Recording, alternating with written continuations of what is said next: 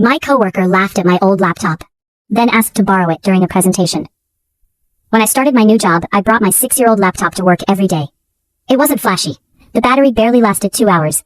There was a small crack near the hinge, but it worked perfectly. One of my coworkers, Brian, loved making jokes about it. Every morning he'd say things like, "Did you borrow that from a history museum?" Or, "Careful, it might start running Windows 95. Everyone laughed. I didn't mind.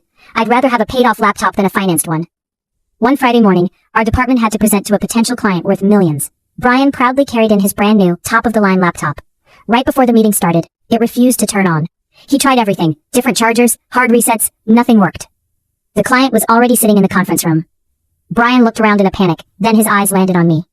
"Hey, can I borrow your laptop?" I smiled.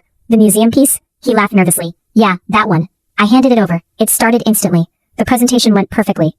Afterward, Brian walked over and thanked me. He admitted he'd judged the laptop based on how it looked, instead of how well it worked. A few weeks later, the company announced an award for teamwork. To my surprise, Brian nominated me. In his speech he said, "I spent months making fun of something that ended up saving one of the biggest meetings of my career." That got a laugh from everyone, including me. Later, he asked why I'd never bought a newer laptop. I told him the truth. I don't replace things just because they're old. I replace them when they stop doing the job. He nodded. A month later, he was still using the expensive laptop after getting it repaired. But he also stopped judging people by what they owned, because appearances are easy to notice. Reliability is something you only appreciate when you actually need it.